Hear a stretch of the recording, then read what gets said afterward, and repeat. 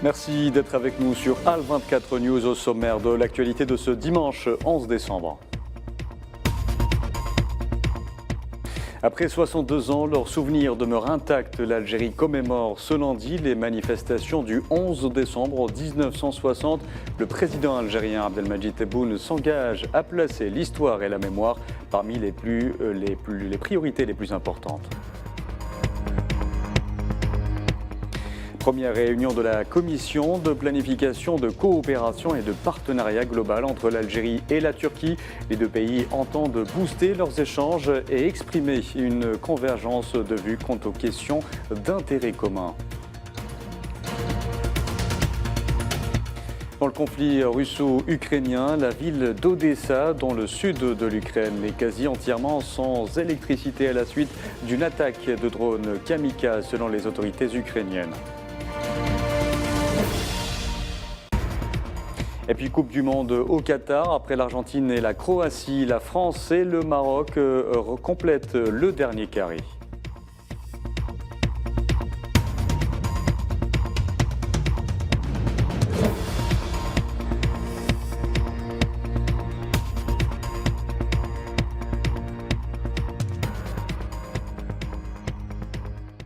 Bonjour à tous, les Algériens commémorent ce lundi le 62e anniversaire des manifestations du 11 décembre 1960, un tournant décisif dans le cours de la guerre de libération nationale. À cette occasion, le président algérien Abdelmadjid Tebboune a adressé un message dans lequel il a réitéré son plein engagement à ce que l'histoire et la mémoire demeurent parmi les plus importantes priorités. Dans ce cadre, Abdelmadjid Tebboune a souligné que le devoir national appelé constamment à sauvegarder l'histoire et à renforcer le front de défense de la mémoire nationale face à ceux qui prônent son maintien dans l'oubli.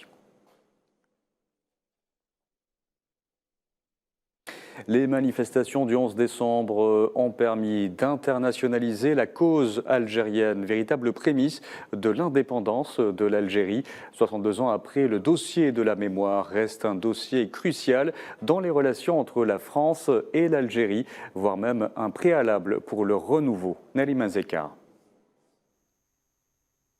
Il y a de cela 62 ans, des dizaines de milliers d'Algériens ont manifesté dans la capitale et dans plusieurs autres wilayas du pays en brandissant l'emblème national pour signifier leur opposition irréductible à la politique coloniale visant à faire de l'Algérie une partie intégrante de la France.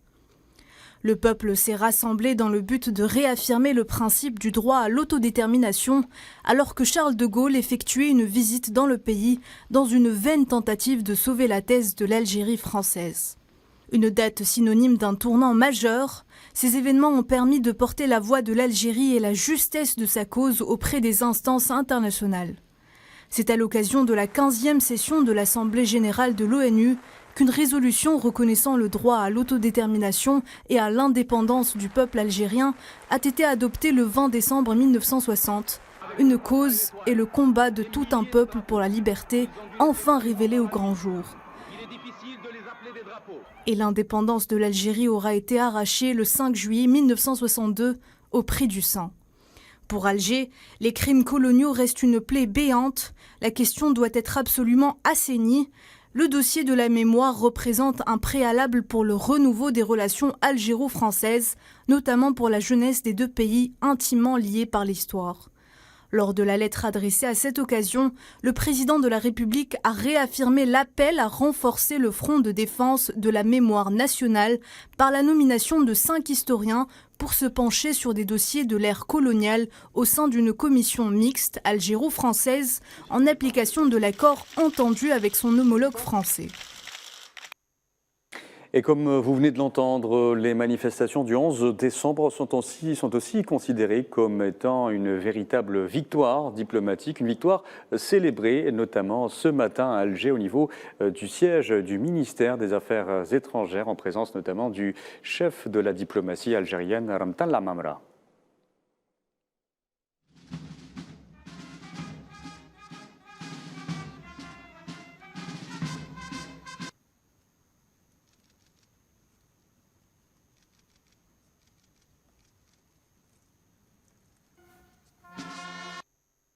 Et en parlant de diplomatie algérienne, la stratégie algéro-turque est une véritable stratégie car elle englobe tous les secteurs de la vie et non seulement les aspects économiques. Cela a été souligné hier à Alger lors de la première réunion de la commission de planification, de coopération et de partenariat global entre l'Algérie et la Turquie en présence du ministre des Affaires étrangères, Ramtal Amamra, et de son homologue turc Mevlut Cavusoglu, la Turquie qui envisage de doubler ses investissements en Algérie pour les porter à 10 milliards de dollars.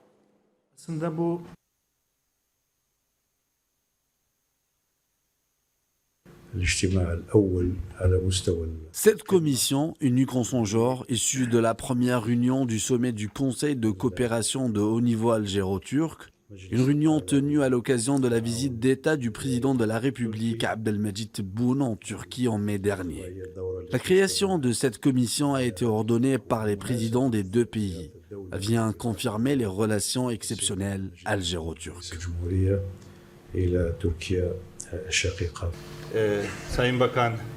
Comme indiqué mon homologue Ramtan Lamamra, la commission de planification, de coopération et de partenariat global entre l'Algérie et la Turquie est issue de la première réunion du sommet du Conseil de coopération de haut niveau algéro-turc. Cette première session de ce mécanisme est chargée de planifier, d'évaluer et de suivre le développement du partenariat stratégique entre les deux pays. Par ailleurs, les deux ministres ont tenu une réunion bilatérale durant laquelle ils ont évoqué l'échange de points de vue sur les questions d'intérêt commun, à l'instar de la crise libyenne. Alger et Ankara soutiennent une solution libo-libyenne aboutissant à des élections.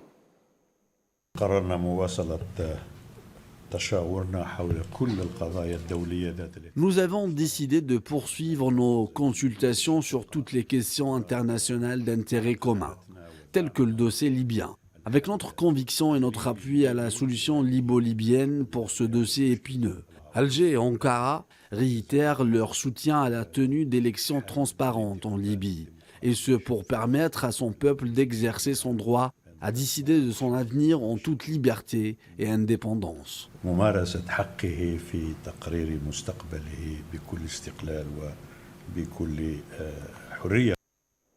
Et s'agissant du dossier palestinien, l'Algérie et la Turquie s'accordent sur la nécessité d'établir un État palestinien indépendant avec Al-Quds pour capitale. Et en évoquant la cause palestinienne, les forces d'occupation sionistes ont procédé à l'arrestation de 11 Palestiniens de différents gouvernorats en Cisjordanie, occupés notamment dans le camp de réfugiés Al-Aroub, à Jenin et à Ramallah, selon l'association palestinienne de soutien aux prisonniers et des droits de l'homme. Il y a actuellement 4 760 prisonniers politiques palestiniens dans les prisons et centres de détention sionistes, dont 160 enfants et 33 femmes. La cause sahraoui, à présent, plaidée en Russie. Le vice-ministre des Affaires étrangères russe et représentant spécial du président Poutine pour le Moyen-Orient, Mikhail Bogdanov, a rencontré à Moscou une délégation sahraoui avec laquelle il a examiné plusieurs questions d'intérêt commun, dont l'état du processus de paix parrainé par l'ONU au Sahara occidental et ses perspectives.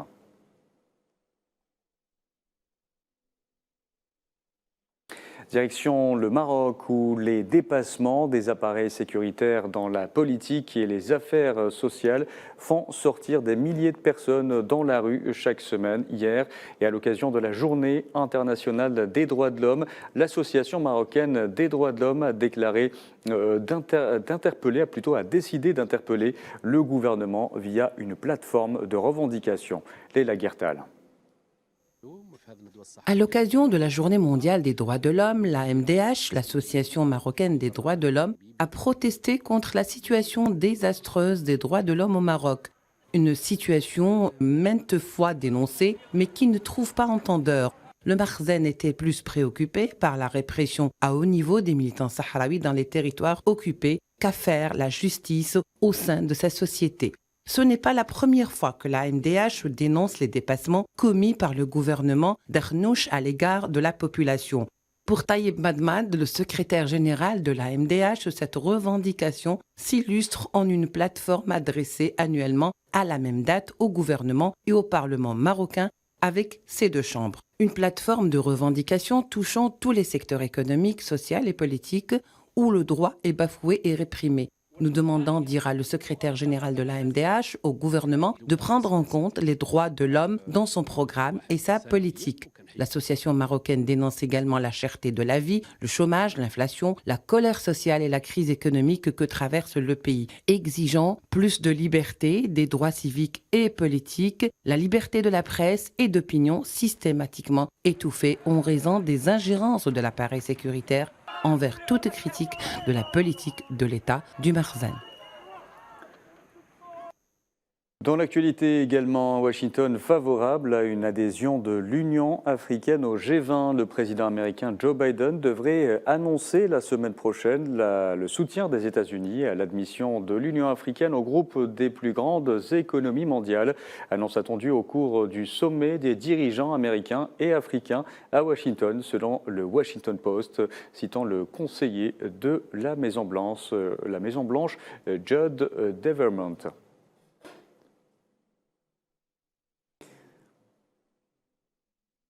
Et je vous disais en titre, dans le conflit russo-ukrainien, la ville d'Odessa, dans le sud de l'Ukraine, est quasi entièrement sans électricité à la suite d'une attaque de drones kamikazes, selon les autorités ukrainiennes. Le secrétaire du Conseil de défense et de sécurité nationale d'Ukraine a évoqué de possibles attaques contre des cibles en Russie si celles-ci continuent à mener des frappes visant les sites énergétiques ukrainiens.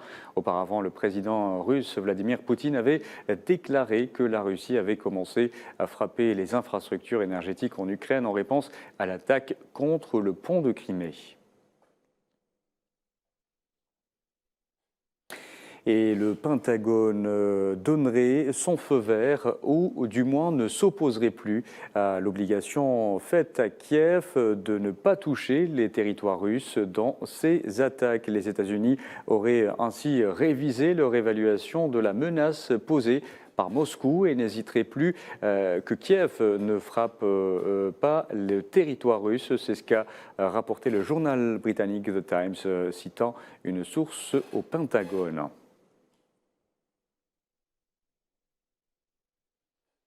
Place à présent à la Coupe du Monde au Qatar. On connaît désormais les 4 équipes qualifiées pour les demi-finales. La France a été hier la dernière nation à arracher sa place après avoir battu l'Angleterre 2-1. Auparavant, le Maroc a obtenu son billet en battant le Portugal 1-0.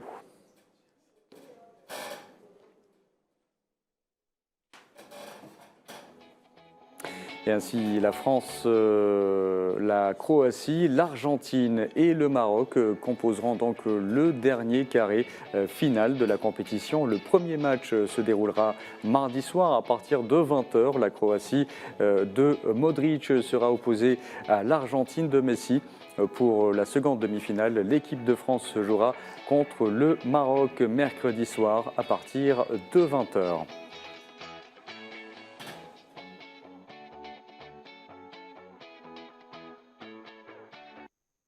Voilà, et c'était la dernière information de ce journal. Merci à vous de l'avoir suivi. Vous pouvez revoir ce programme sur le site d'Al24 News ou à travers nos différentes plateformes en scannant le QR code qui s'affiche en bas de votre écran. Excellente après-midi à tous.